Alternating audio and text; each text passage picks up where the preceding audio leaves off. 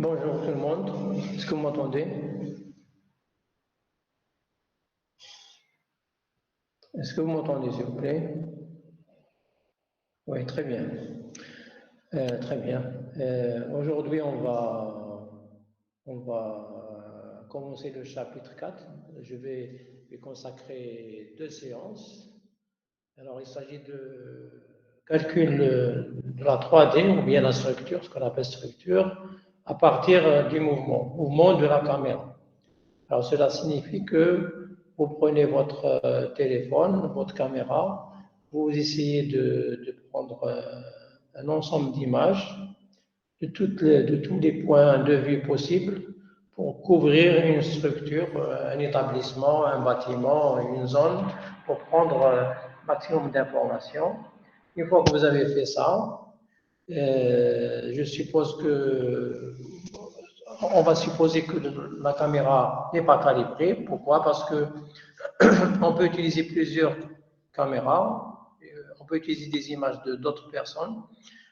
Cela signifie que on va reconstruire notre scène euh, avec un facteur d'échelle près, c'est-à-dire que nous n'aurons pas la dimension exacte. Si vous calibrez votre caméra, vous pouvez avoir la 3D réelle. Voilà. Ça, c'est intéressant parce que ce qu'on avait fait jusqu'ici,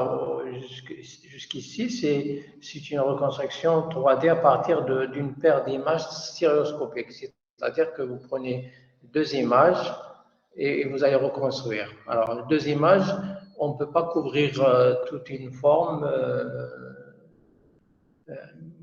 Donc, vous pouvez avoir 2 vues, mais ça peut être une face, maximum 2 faces de l'objet.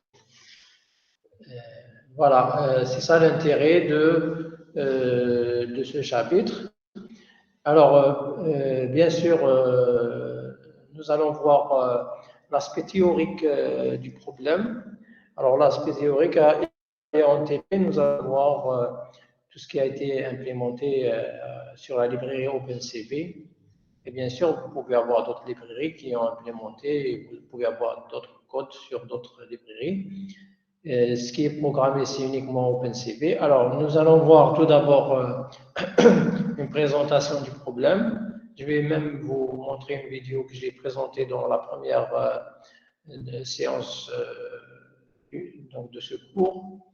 Ensuite, nous allons parler de comment donc on va poser le problème de, de la structure à partir du mouvement, donc ce qu'on appelle SFM, hein, Structure from Motion, donc structure à partir du mouvement. Ensuite, nous allons voir la matrice d'observation, c'est-à-dire quand on va bouger la caméra, quand on va déplacer la caméra, quelles seront les données qu'on va récolter, quels sont les connus, les inconnus. Ensuite, on va essayer de résoudre le problème, comment trouver le mouvement, en même temps la structure de la scène. Voilà. Sans tarder, je vais d'abord passer à une vidéo que vous avez déjà vue dans mon premier cours. Je vais arrêter cette présentation et je vais présenter.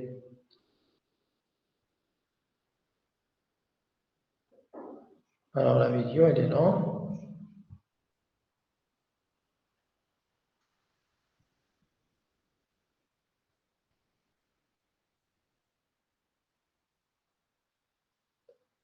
Je ne sais pas si elle est visible ou non. Je vais revenir à... Alors avant de la jouer, je vais essayer de voir. S'il vous plaît, est-ce que vous voyez quelque chose là?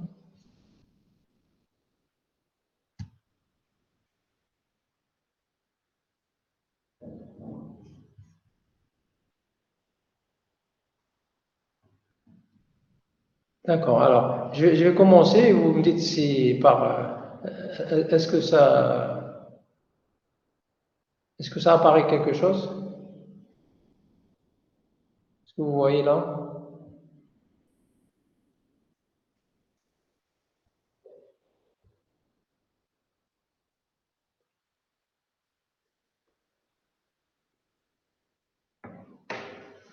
Ah, sur une image blanche, d'accord. Alors, comment faire, je ne sais pas comment faire. Je vais essayer bon, je vais essayer d'agrandir. Je vais faire ça. Après, je vais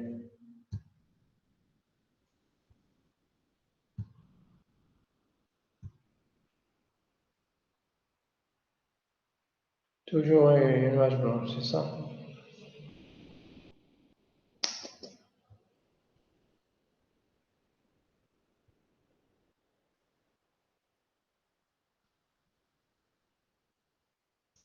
Alors, ça peut être, je vais peut-être l'insérer ici. Dans les slides, peut-être ça peut.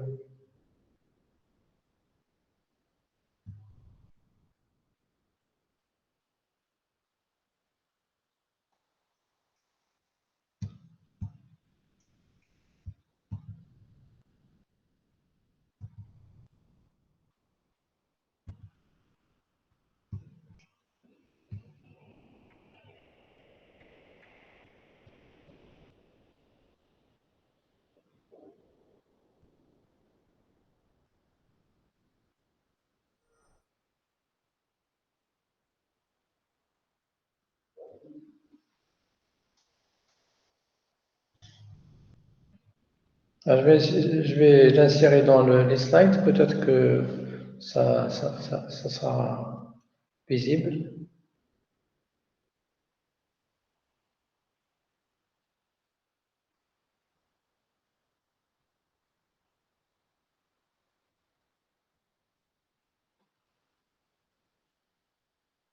Voilà.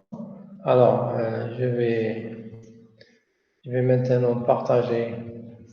Je vais arrêter cette page. Hein. Et je vais partager mes slides.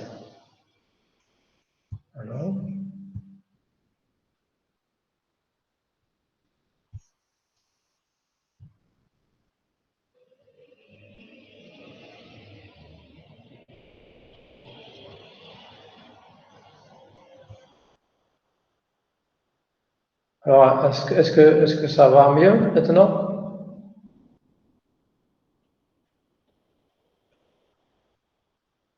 Ah, très bien. Donc ça, je vais l'enlever. Voilà. Alors, ici, bon, elle est en train de jouer, ça va. Donc ici, on montre les étapes de calcul de la structure à partir du mot. Alors tout d'abord, take a lot of images, c'est-à-dire il faut prendre un ensemble d'images d'un objet quelconque ou bien d'une scène. Voilà. Bon, c'est long.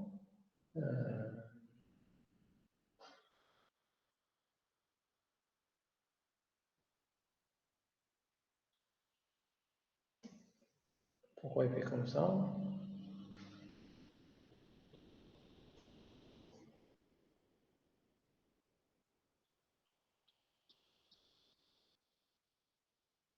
Alors ça marche pas, non? Ah,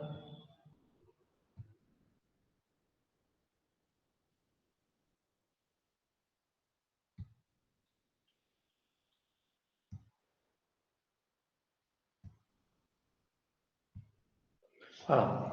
Prendre donc un ensemble d'images.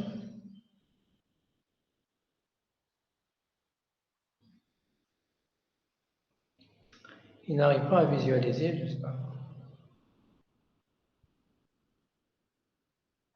Voilà.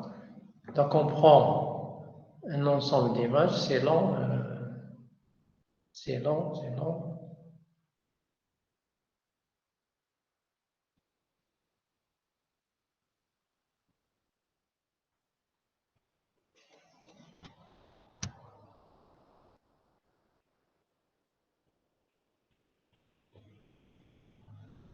Problème ici, l'image ne change pas. Normalement, vous avez plusieurs prises de vue. Alors, je ne peux pas vous dire pourquoi. Voilà.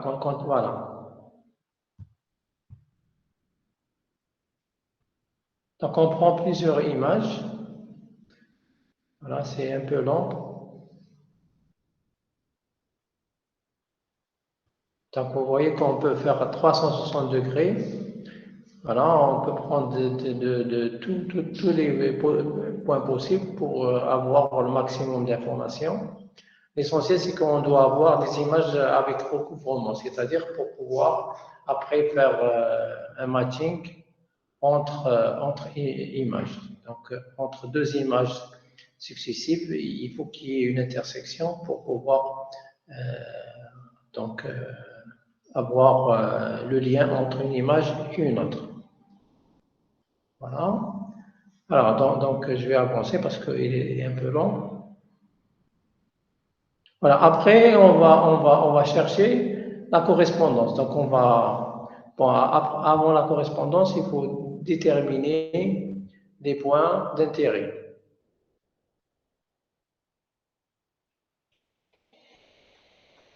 Voilà. Donc, on va déterminer les points d'intérêt. Donc, exemple, les corners, les points shift, surf, etc.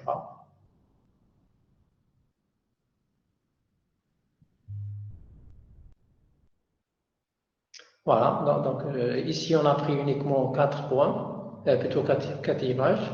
Après, qu'est-ce qu'on fait? On va faire une mise en correspondance, que vous savez déjà comment faire. Donc, on va trouver la correspondance entre des points. Voilà. Donc, ici, entre la première et la deuxième, entre la deuxième et la troisième et quatrième, et ainsi de suite. Donc, on aura en réalité un tracking des features, des points d'intérêt. Voilà. Quand il avance, ensuite, on va calculer les positions des points 3D et les positions des caméras. Donc, c'est en même temps. Ce qui va donner donc ce schéma-là. Donc, on suppose que nous avons cette mise en correspondance. Après, on va chercher, voilà, on va chercher les points qui apparaissent sur 2 ou 3 images successives pour localiser ces points. Donc, voilà. Une fois qu'on a fait ça, donc on peut visualiser en 3D. Donc, alors exemple ici, pour les images que vous avez vues auparavant, donc voici le nuage de points qui a été capturé. Donc, c'est des points en 3D qu'on est en train de visualiser avec un logiciel. On peut voir ça de différentes vues. Voilà.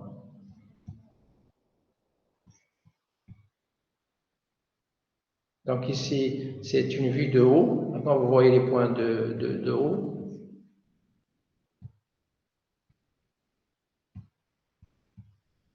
Désolé mais je n'arrive pas à faire montrer ça. Bon, après, qu'est-ce qu'on fait? On fait un habillage de la texture de tout l'ensemble des points qui ont été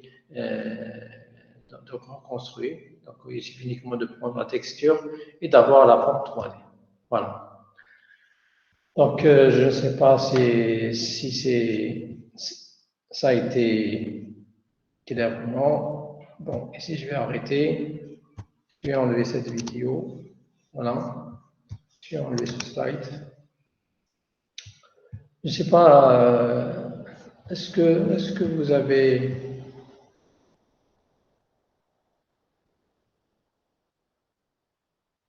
bon, je ne pouvais pas vous basculer, pardon, basculer sur l'écran de Google. Alors, est-ce que vous avez vu la présentation?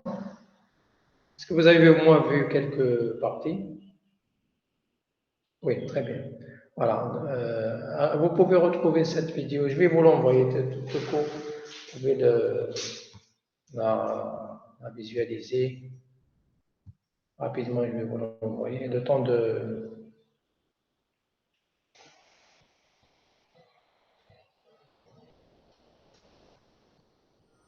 Alors, on va continuer sur les slides. Donc, on va parler d'une introduction, donc briefing de ce chapitre.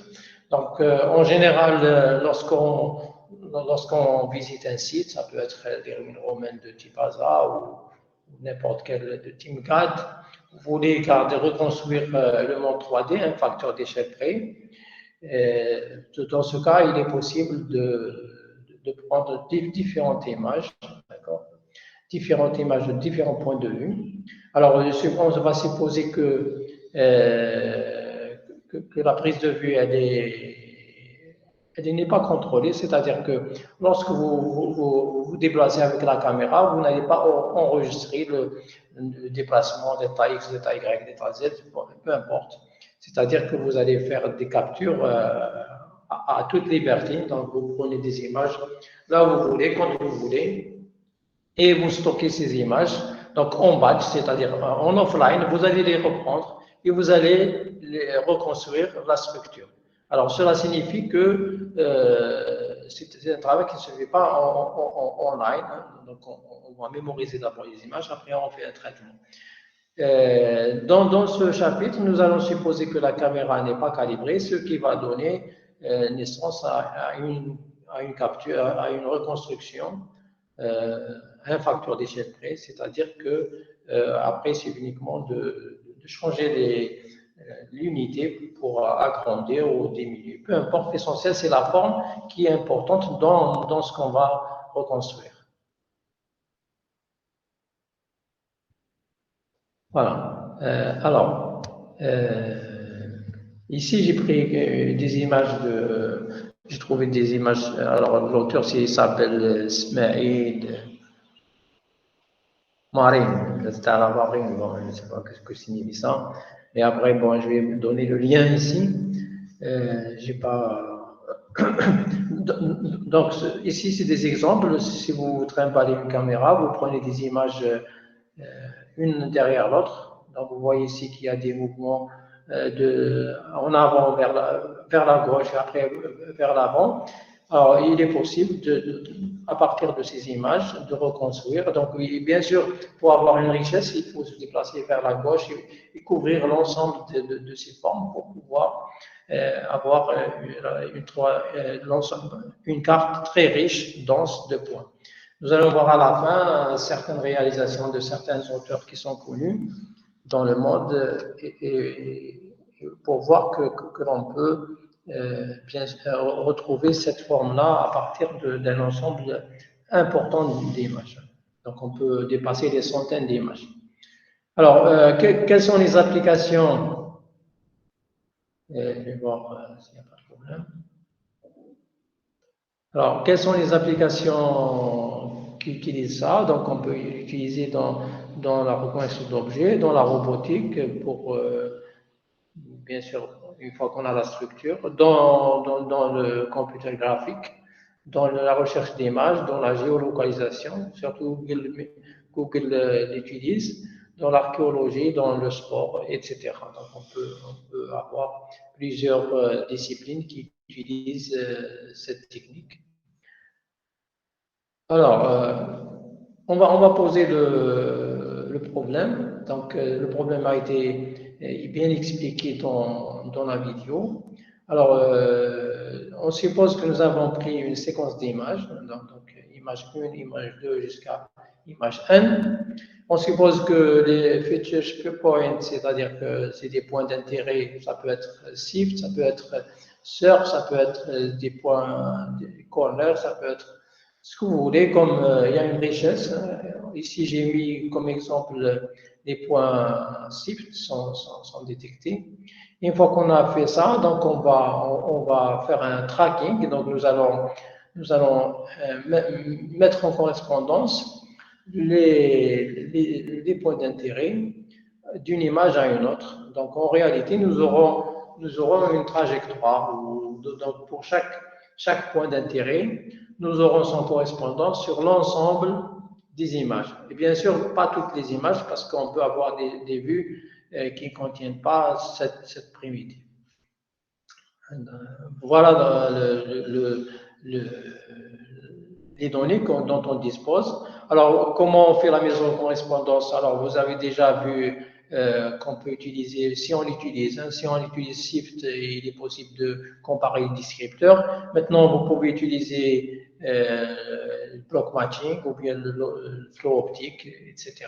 Il y a plusieurs techniques pour réaliser la mise en correspondance. Il n'y a pas uniquement ce que vous avez vu dans le chapitre 1, 2 plutôt. Voilà, ici j'ai donné donc les hypothèses. Alors on a en plus donc les caméras ne sont pas calibrées, donc on peut utiliser plusieurs caméras. Donc l'essentiel c'est que nous avons des images qui couvrent la scène entière. Alors est-ce que ça va jusqu'ici?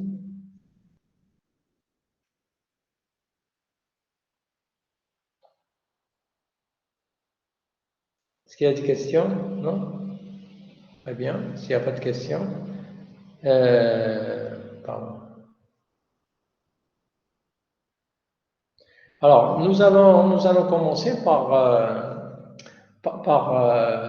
dire que la résolution de ce problème, donc ce problème, c'est-à-dire retrouver la structure et le mouvement à partir de plusieurs images, n'a été possible que grâce à l'hypothèse que on va supposer que le modèle de formation de l'image, il est orthographique. Alors, que signifie orthographique? Ça veut dire qu'il n'y a pas le centre de projection, c'est-à-dire qu'il n'y a pas de focale, c'est-à-dire on va pas s'intéresser à la focale. On va supposer que les objets sont, quand ils vont se projeter sur l'image, c'est comme si on avait fait une projection, bon, je vais vous l'expliquer dans le slide suivant. Le point va se projeter perpendiculaire au plan image, c'est-à-dire qu'il ne va pas passer par un point, un centre de projection et se projeter à l'inverse de la forme qui existe. Si vous prenez un stylo, vous allez le plaquer directement, vous aurez un stylo sur le plan image.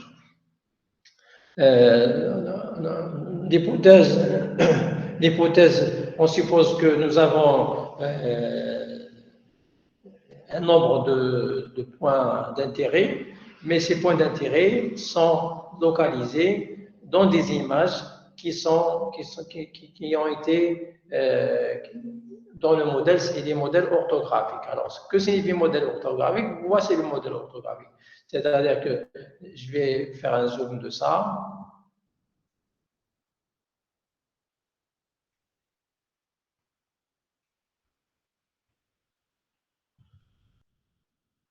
Voilà.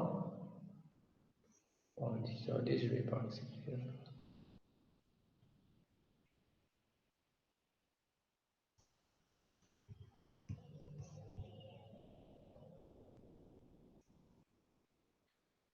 Alors, pour la prochaine fois, je ne vais pas accepter mademoiselle, hein. Donc, soit de parler à l'heure, soit je ne vais pas à chaque fois interrompre pour répondre à vos demandes de participation. J'espère que vous avez bien compris.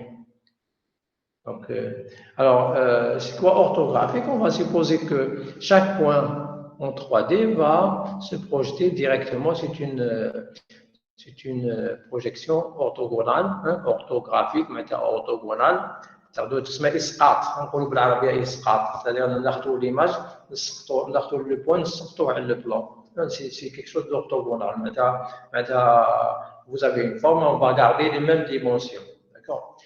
Alors ça c'est le modèle qui nous a, pas nous, hein, qui a permis à la communauté de résoudre le problème. Parce que si on avait pris le modèle par perspective, la solution n'était pas évidente.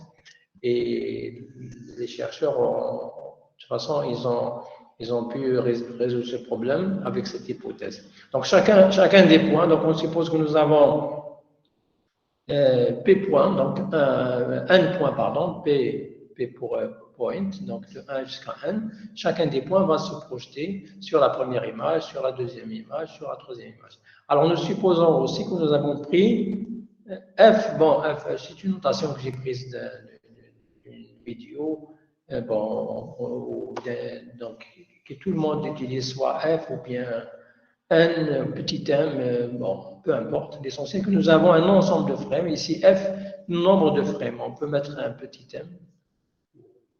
Comme on a pris ici n, on peut mettre un frame. Voilà.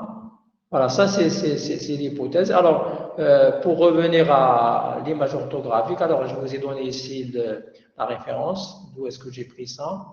Alors, donc je vais agrandir ça.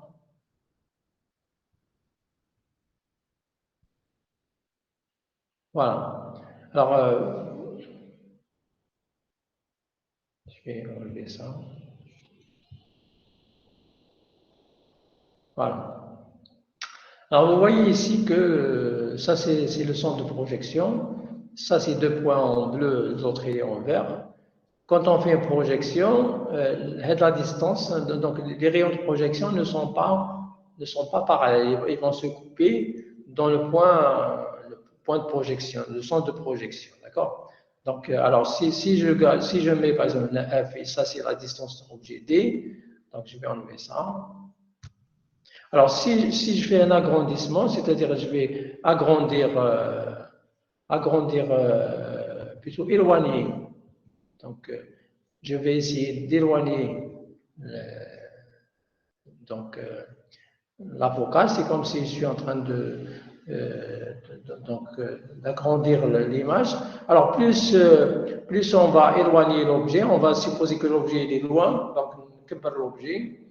Alors, cela revient à avoir des rayons de projection qui vont de plus en plus être parallèles. Hein. Donc, vous voyez ici, par rapport à ça, ils ne sont pas parallèles, mais ils commencent à être parallèles. Ici, je vais encore agrandir, donc la troisième, ici, je vais agrandir. Voilà. Si je vais encore supposer que l'objet est loin, loin par rapport à la caméra, alors les rayons de projection vont être, disons, ils peuvent être considérés comme étant parallèles. Maintenant, il y a toutes les projections orthographiques. Il y a des hypothèses qui ont été. C'est ça l'hypothèse. Donc, on suppose que les objets, c'est-à-dire que quand vous allez visiter un musée ou un bâtiment, vous allez prendre des images de loin. Et le fait de prendre des images de loin, cela signifie que on peut considérer comme étant à un moment donné, donc si pour moi il y a une relation entre la distance et la focale, on va supposer que la distance elle est identique à ça. Et voilà, bien sûr, ce n'est pas à 100%, mais ce sont des hypothèses qui vont, qui vont bien sûr permettre de faire des modélisations, donc faciliter la modélisation des différentes, du calcul de la structure et du mouvement, bien sûr. Voilà. Donc ici, vous avez donc, vous pouvez dire ici, donc, become more and more parallel, maintenant plus la caméra est loin de la scène, les rayons de projection peuvent être considérés comme étant parallèles. Voici l'hypothèse qui a été faite par les chercheurs pour résoudre ce problème. Donc c'est l'hypothèse qui a été faite pour résoudre ce problème. Donc ça, c'est l'hypothèse. Donc je reviens. On va prendre plusieurs images, d'accord? On suppose que nous avons un ensemble de points. Alors l'objectif, c'est de calculer la structure et aussi le mouvement de la caméra. On aura besoin de ça. Voilà. Maintenant, donc on a posé le problème. Maintenant, on va voir quelles sont les données qu'on peut récolter à partir de la 3D sur les différentes images sur une matrice qu'on va nommer matrice d'observation. Alors, qu'est-ce qu'on peut avoir comme données le long, en sachant que les primitives ont été mises en correspondance. Alors, je vais revenir sur sur le modèle de la projection orthographique. Alors, supposons que j'ai un plan image, hein, donc vous voyez, vous avez un plan image. Alors ici, l'origine, on va mesurer les coordonnées par rapport à l'origine du plan image. Donc, on peut prendre ce point, donc qui est le coin du plan image, et un point P, quand il va se projeter, donc c'est une projection orthogonale, hein, donc isqat, amoudi, donc voilà. Donc le grand point P se projette dans le petit p, donc il aura deux coordonnées, U et V. Alors, il est facile de démontrer que, en réalité, le P, sans X, c'est-à-dire que il a X, il a Y, il a Z aussi, donc la coordonnée Z. Donc, en réalité, le U ici, c'est le vecteur Hadaya, donc XC, qu'on va faire un produit scalaire, donc cosinus, etc., pour trouver le nombre d'unités I. Donc, c'est I fois XC. La même chose que pour V. V, on va faire un produit entre ce vecteur et le vecteur Naya J. Donc, on aura cette longueur qui va donner, donc c'est trois composantes, donc 0, V, 0, etc. Naya U, 0, 0. Donc, ça, c'est la définition de la projection orthographique. Maintenant, si vous faites un produit scalaire de deux vecteurs, vous aurez donc ici, bon, il suffit de mettre ici I translation, maintenant par rapport à un repère externe, par rapport fois XC, d'accord, et on aura donc le nombre d'unités I en même temps pour le vecteur G. Donc ici, ça c'est la formulation mathématique. Donc maintenant, on pratique, nous ne connaissons pas le point, donc ici, nous ne connaissons pas XC par rapport à la caméra, mais on doit connaître, c'est-à-dire que XC, on ne sait pas quelle est la position du point P par rapport à la caméra. Donc ici, il y a le vecteur, on connaît aussi X, Y, C, Z, C. Bon, X, c'est pour dire c'est le vecteur. Le vecteur P, les coordonnées du vecteur P, du point P, ne peuvent pas être connues par rapport à la caméra. Et par conséquent, donc, on suppose que le vecteur P, et plutôt le point P, ces coordonnées sont calculées par rapport à un repère externe, X, Y et Z, hein, ici, tilde. Et par conséquent, on est obligé de faire un changement donc, de coordonnées, de repères. Au lieu de mesurer XC, le P par rapport à C, on va le mesurer par rapport au repère monde réel, parce qu'il est plus facile de connaître ces coordonnées. Et par conséquent, comme vous voyez ici, donc CW, c'est le vecteur associé au point C, maintenant, C, un des coordonnées par rapport au repère du monde réel. P, il a des coordonnées par rapport au monde réel qu'on appelle XW. Et P, il a des coordonnées par rapport au repère caméra. Donc ici, si vous voyez, XC, donc ici CW plus XC égale XW. Donc on peut écrire le XC comme étant XW moins CW. Donc c'est la différence de deux vecteurs maintenant. Donc ça c'est quoi? Ça c'est XC. Donc Kinder XC, quand je mets XC plus CW, CW plus XC, ça me donne XW. Et par conséquent, donc je fais, pour moi, le XC c'est XW moins CW. Ça veut dire quoi? Ça veut dire que U, c'est le vecteur unitaire qu'on va multiplier par les coordonnées de P moins les coordonnées de C par rapport à un repère externe. Et donc, on va noter ça, P moins C. P c'est le vecteur 3D, donc X, Y, Z. Naya, c'est X, Y, Z de la caméra, du centre de l'origine de la caméra. Voilà. Donc, ici, on peut écrire U et V de la même façon. Donc, on peut écrire les coordonnées de la projection du point P.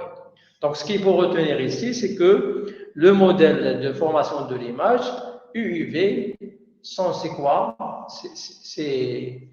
C'est le vecteur P moins le vecteur C, les coordonnées P moins les coordonnées C, qu'on va multiplier par le vecteur unitaire. Voilà, donc je vais essayer de vous mettre après un cas particulier où il est parallèle, etc., pour voir après Donc ça, c'est la formulation mathématique de la formation de l'image. D'accord? Est-ce qu'il y a des questions jusqu'ici?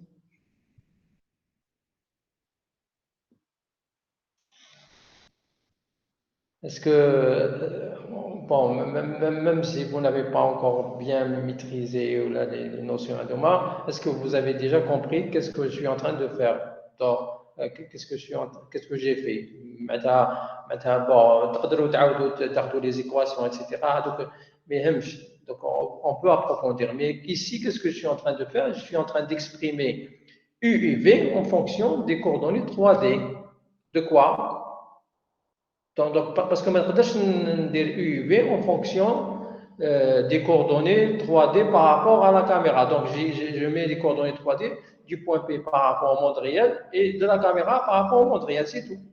Voilà. Ça, c'est pour résumer ce slide. Hein. Donc, ce slide, ça veut dire que pour moi, les coordonnées UV d'un point P, projection d'un point 3D P, grand P, ce n'est d'autre que un produit donc, de deux vecteurs. Donc, le vecteur unitaire ADA fois la différence entre les coordonnées du point P et du point centre de la caméra par rapport au repère externe.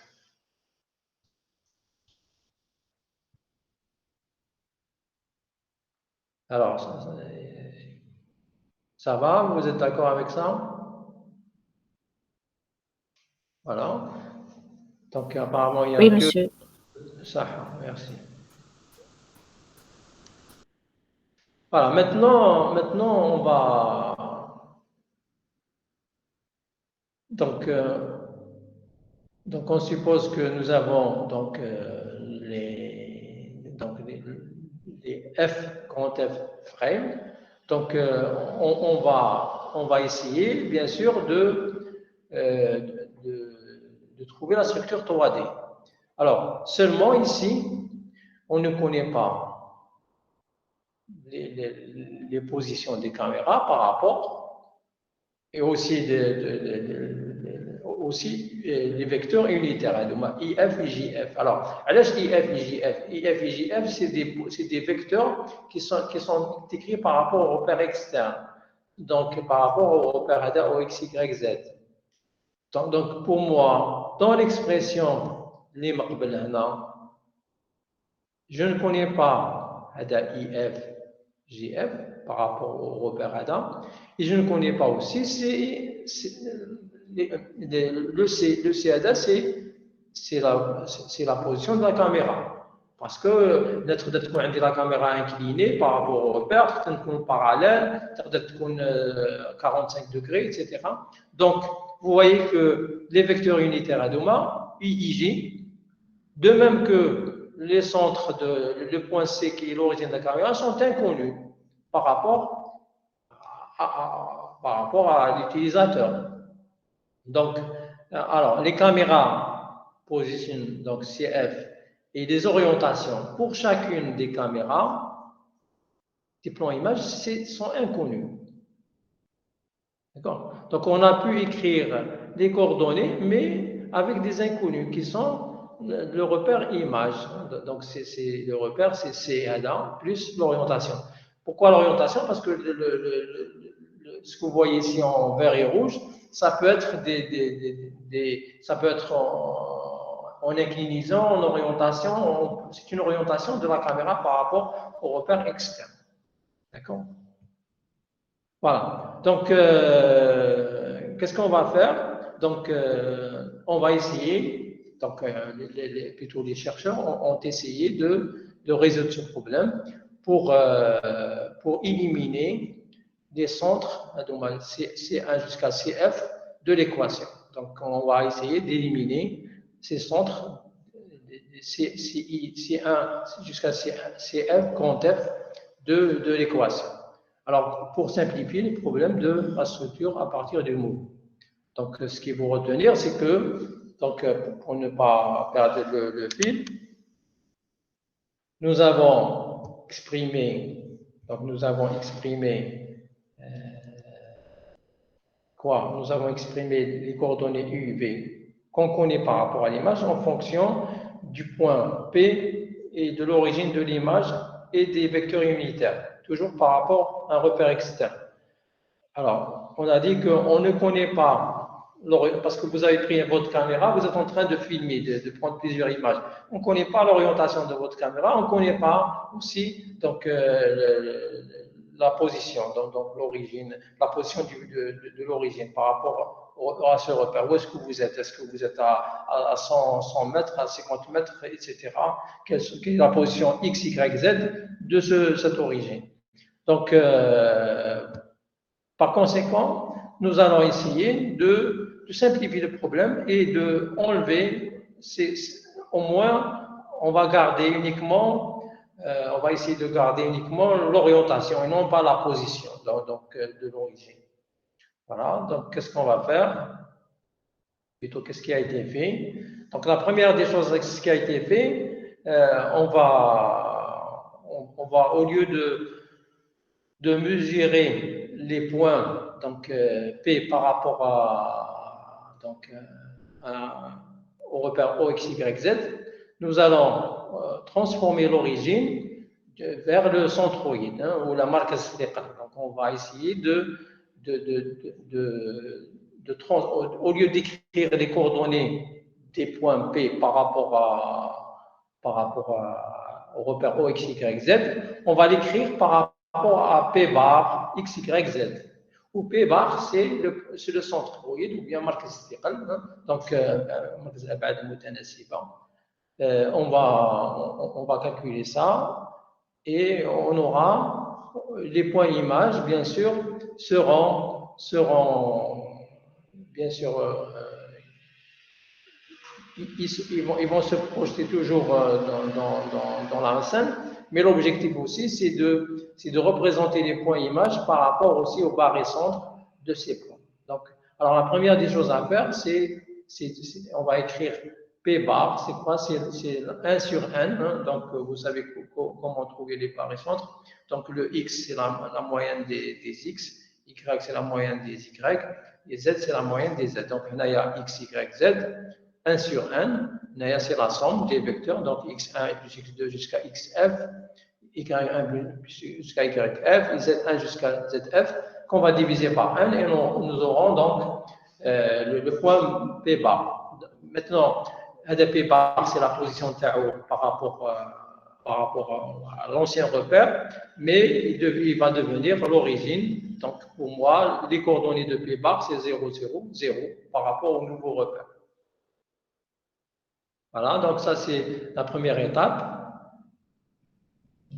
Donc, on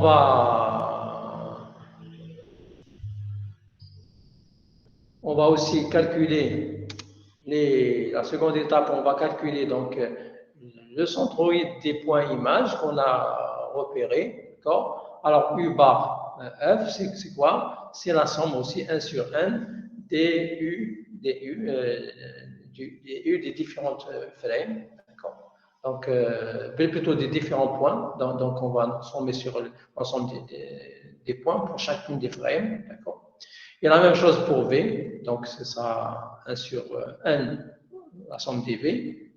Alors maintenant, si je vais écrire U par rapport à ce qu'on avait trouvé auparavant, c'est quoi? Comment U et UV s'écrivent comme étant le vecteur unitaire fois P moins C. P c'est le vecteur 3D et C. Mais PAD, il est écrit par rapport à l'ancien repère. Donc, alors, si je remplace ça, je vais essayer de développer. Donc, je vais faire sortir le premier terme. Il dit 1 sur n, i, donc vecteur unitaire, la somme des p par rapport à l'ancien repère, moins 1 sur n, i vecteur unitaire fois c. Alors, ici, on constate que ça c'est égal à 0. Pourquoi? Par rapport au nouveau repère. Donc, tout ça, ça va. Donc, ça va s'annuler, et on aura uniquement moins IT fois CF. De la même façon, on fait la même chose pour le vecteur, pour l'ordonnée V. Donc le centroïde, on l'a écrit en fonction donc de I et CF. Donc on a fait les calculs par rapport au 3D. Maintenant, le centroïde, c'est une translation, donc on va le translater quelque part ici. Donc on va l'écrire en fonction de CF et de IF, bien sûr. Ici, c'est JF et CF. D'accord? Donc on va le translater. Ensuite, donc on va revenir donc à nos. Donc ça c'est on a écrit ça c'est le centre, d'accord? Donc ça c'est le centre des points, donc le barycentre. Maintenant, on va réécrire les expressions des points U et V en fonction bien sûr de ce barycentre. Donc chacun des points sera translaté, donc moins U bar F. Donc, on va changer l'origine. La même chose pour V. Alors, ici, uniquement de remplacer U bar qu'on a calculé, moins U bar F, alors que moins U bar F, c'est moins, ça. Et nous avons l'expression initiale du point, donc image.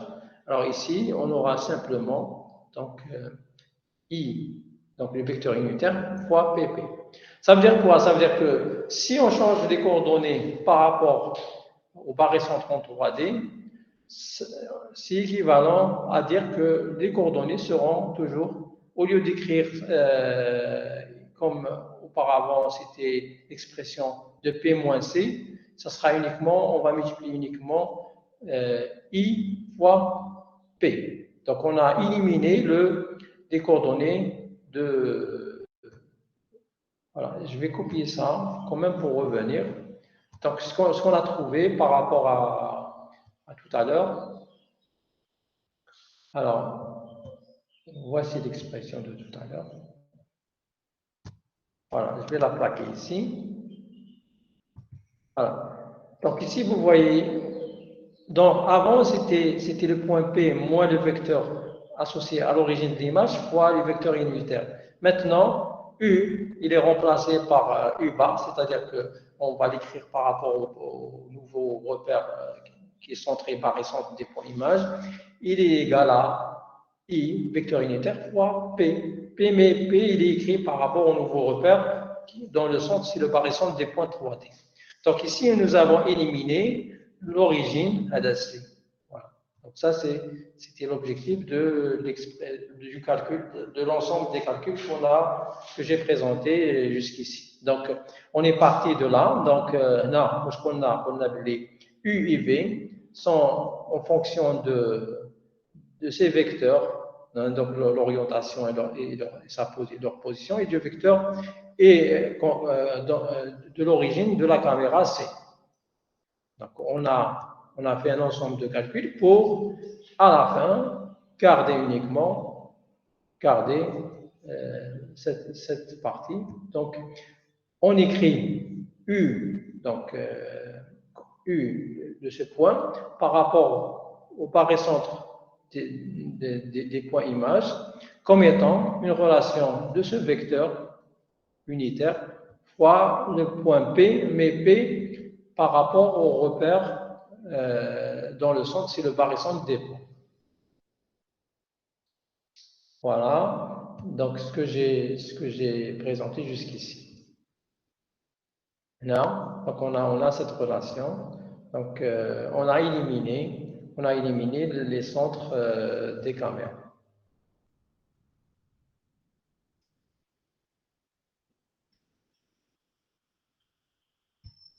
Voilà. Donc nous avons ici, donc we can see that you have the image coordinate without the camera center. Donc ici nous avons éliminé les caméras. Donc moralité, en résumé, si je veux, quand j'ai des images de points, qu'est-ce que je vais faire? Je vais représenter des images par rapport au centroïde. Alors, si je fais ça, ça veut dire que les coordonnées U et V sont uniquement en fonction du vecteur unitaire, donc c'est l'orientation, sa position, et les coordonnées du point P par rapport au nouveau repère qui, dans l'origine, c'est le centroïde des points 3D. Est-ce que vous avez, donc, vous pouvez revoir l'ensemble des équations, mais est-ce que vous avez compris ce que je suis en train de dire sans parler des différentes équations que j'ai présentées, que vous pouvez revoir pour ceux qui sont présents, bien sûr. Alors, j'attends votre feedback. Est-ce que quelqu'un peut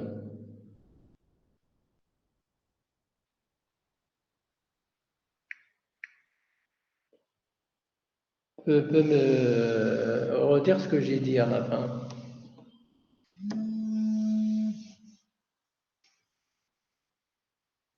Vous êtes toujours là ou là vous êtes parti?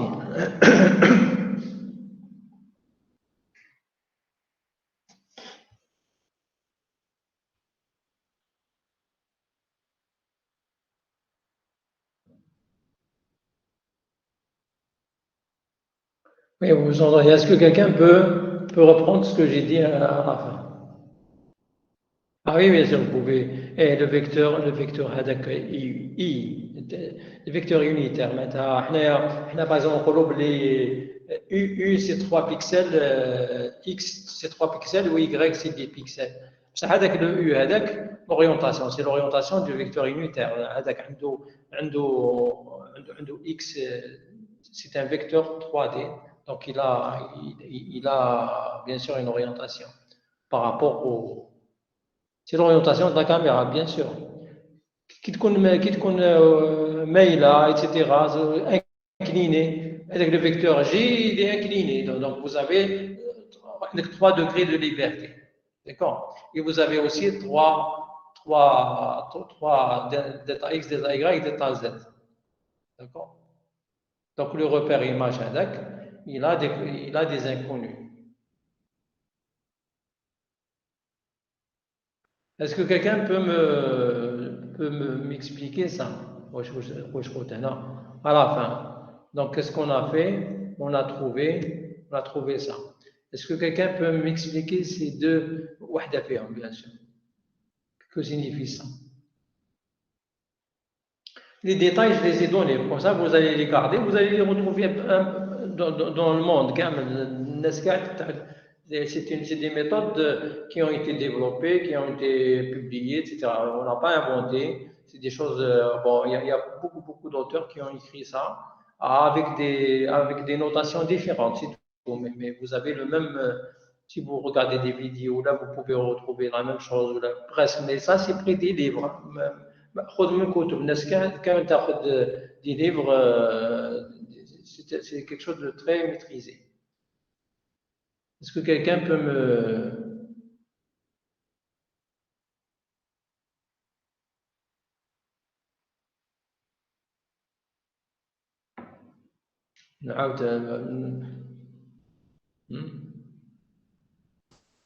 Alors, soit, est-ce que quelqu'un peut me. Ariles, vous pouvez expliquer ce que j'ai dit à la fin, là?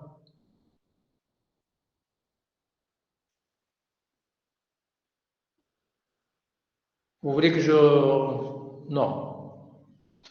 Pourquoi? Vous n'avez pas compris.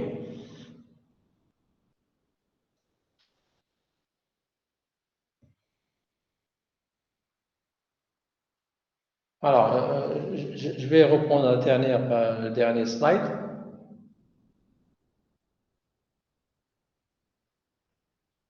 Voilà, voilà.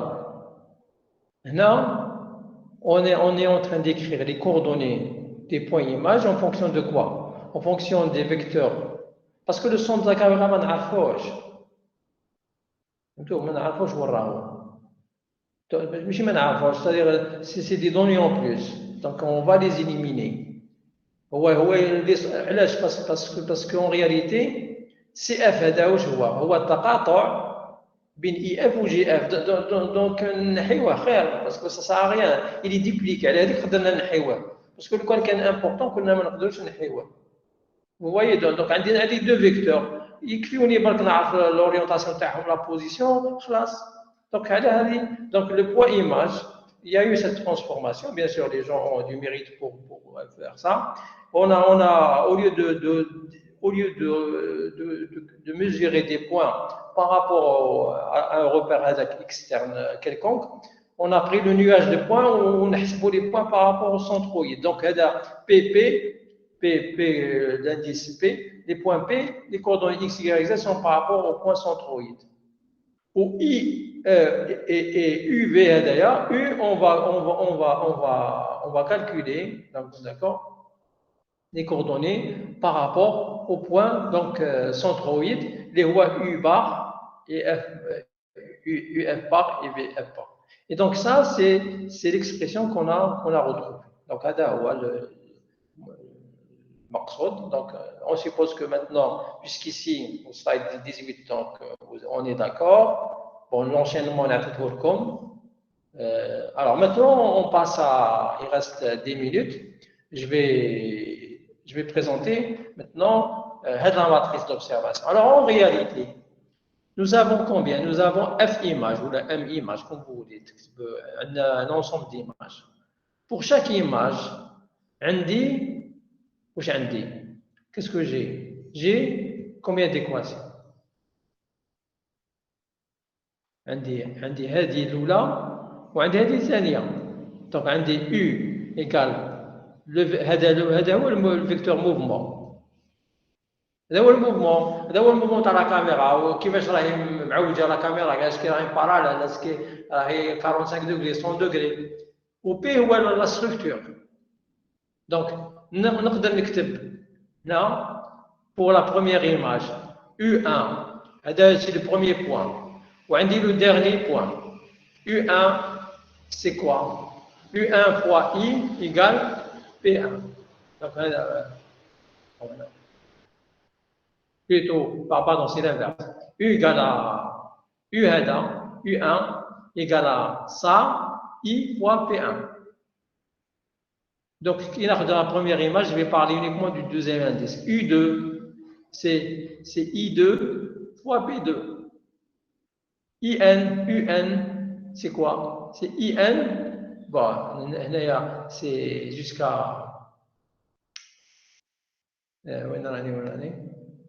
Donc, non, jusqu'à. Pardon. Je prends toujours. On est dans la première image, j'ai I2. Donc, je suis passé à la deuxième image. Pour la première image, je vais parler de l'indice du vecteur unitaire I1. D'accord? Voilà. Donc, U1 fois I1, tu as P1. Plutôt, U1 égale à I1 fois P1. U2 égale à I1 fois P2. Et ainsi de suite, jusqu'à la fin, jusqu'au dernier. UN égale à I1 fois Pn. Donc, la première image, j'ai n points. Et chacun des points, je vais écrire l'équation à dire. Donc, chacun des points, U1 égale à quoi? I1 fois P. Donc, P ou L1. U2 égale à quoi? IF. Donc, la première frame, fois P2. Donc, qu'est-ce qui va changer? Le I, il est constant, c'est le vecteur unitaire des abscisses. Voilà. Après, la deuxième image. La deuxième image, j'ai une tête. Donc, je vais prendre, toujours, si je vais la première image, je vais même parler de vecteur de l'ordonnée V. Donc, V1 égale quoi? Égale à, donc, Adam, égale à V1, donc, égale à G1, d'accord? J1 fois P1. P2 égale à G1 fois P2, et ainsi de suite. Donc, vous voyez que cette matrice, c'est le produit de la matrice des vecteurs de mouvement. Alors, ils sont combien? Si je prends F frame, donc j'aurai quoi? J'aurai 2 fois F, d'accord? Et chacun de X, Y et Z, d'accord? Maintenant, le vecteur 3D, c'est des points 3D, donc il y a n points, donc 3 coordonnées, donc 3 fois n. Donc il y en a 2 fois f fois 3. Ça, c'est les vecteurs unitaires de ma caméra qui vont donner le mouvement de la caméra. Et tout ça, et la matrice ici que vous voyez, c'est 2 fois f, maintenant des u et des v, fois n. N, c'est le nombre de points images, parce que c'est le nombre de points 3D qui sont projetés. Donc, pour chaque ligne, pour chaque image, j'ai 2 lignes, des u et des v. Donc, ça me donne u 2 fois f fois n. Donc, cette matrice, elle est connue. Donc, c'est ce qu'on appelle la matrice des primitives, des points futurs par rapport au centroïde. Et là, qu'est-ce qui est inconnu? C'est la matrice du mouvement et la structure 3D. Donc, j'aurai quoi? J'ai en réalité W égale à M fois P. S ou la P ou la comme vous voulez. Voilà. Donc, ça, c'est mon problème. Est-ce que. Donc, il sera. Donc, il est demandé de trouver M et S à partir de ce qui est connu ici. Alors, est-ce que vous avez compris la problématique maintenant? Donc, tout ce qui est connu, ce sont les vecteurs, ce sont les points images. Pour chaque point, nous avons donc 2 équations. Donc, nous allons les reporter sur la matrice. Donc, les connus sont les points images sont les coordonnées par rapport au centroïde de chacune des images. Et les inconnus sont les vecteurs I et J pour chacune des caméras. Et aussi des points PI pour chaque structure de la structure. Ça va? Est-ce que vous avez compris le problème?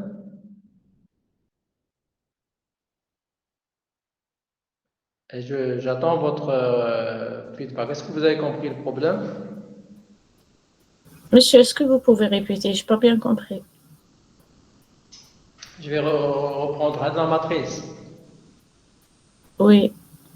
Alors, ici, vous avez... Je reviens ici, sur le slide précédent.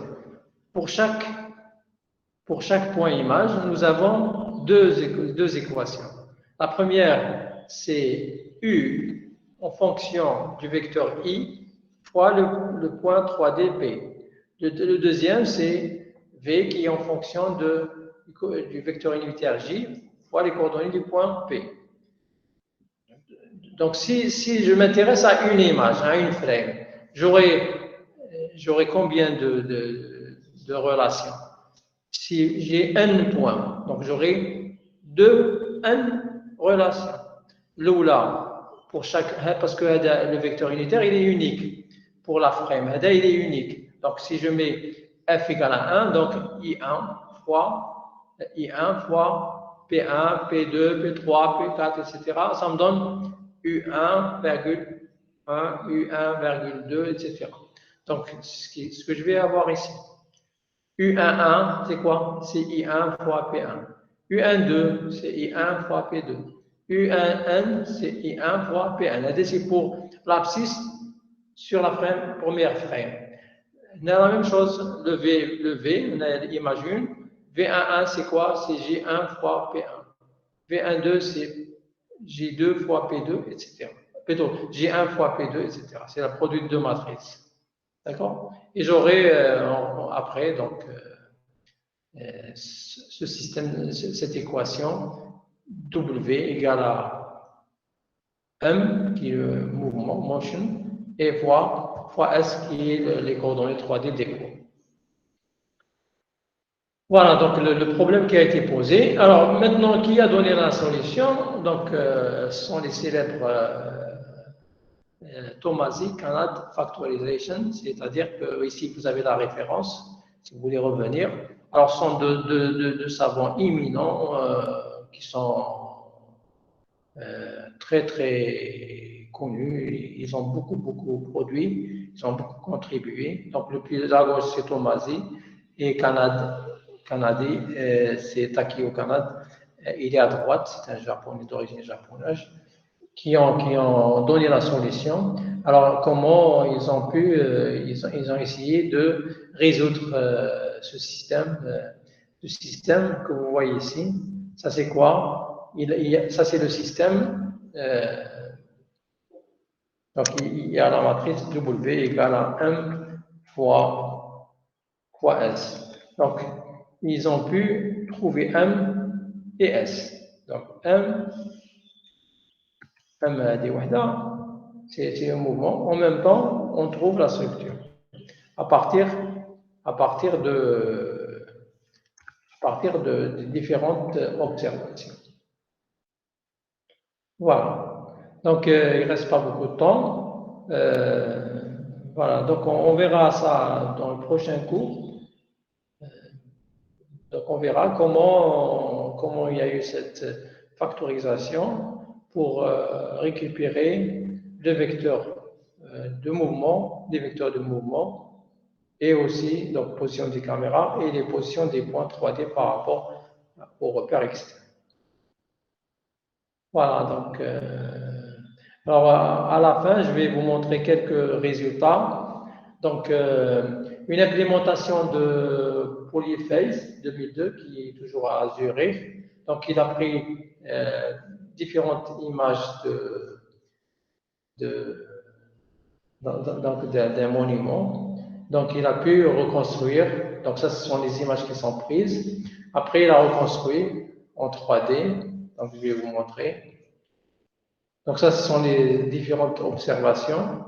Après, il a reconstruit les images en 3D. Voilà le résultat de la reconstruction. Après, il a fait un habillage. Il a obtenu ça. Voilà. Donc, ça, c'est les résultats obtenus en utilisant cette méthode. Ça, c'est une implémentation de marque Polyphase. Vous pouvez le retrouver sur le net. Voilà. Donc, ça, c'est le résultat. Nous allons voir, bon, il y a d'autres résultats de Tomasi, Duc, ça, c'est différentes images. D'accord. Et on verra donc l'aspect théorique de la décomposition et je vous donnerai après les outils qui existent sur OpenCV pour pouvoir pratiquer et voir que ça donne connaissance. Voilà, bon, il y a des maths, certes, bon, mais il faut connaître donc, que ça existe. C'est bon. Alors, est-ce que ça va? Est-ce qu'il y a des questions? Donc, on doit avoir le même nombre d'intérêts dans toutes les images. Non, là. On peut avoir des points qui n'apparaissent pas. Donc, vous aurez 0 dans la matrice. Donc, vous pouvez avoir ici, par exemple. Ici, vous pouvez avoir des fois des zéros, même 15. D'accord? À un moment donné. Donc, parce que ça, c'est quoi? C'est le tracking. D'accord? Donc, alors, il y a des primitives qui apparaissent et dans l'autre, elles n'apparaissent pas. Donc, ainsi de suite. Donc, ce n'est pas interdit d'avoir des zéros. Autre question?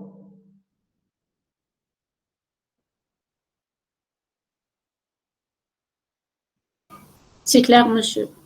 Ça, donc, alors, dimanche prochain, c'est un 1er mai, donc on n'aura pas cours, c'est ça? Normalement. Bon, donc, ce sera dimanche d'après, ce sera en présentiel, d'accord? Donc, le prochain cours, c'est le 8 mai. Nous aurons un cours, donc je vais terminer ça et montrer, je vais essayer de préparer, donc, on aura 1 heure. 1 heure c'est toujours 1 heure je ne sais pas si 1 heure, 1 heure et 40, 1h10. Le moyen, voilà, donc à la prochaine, Inch'Allah.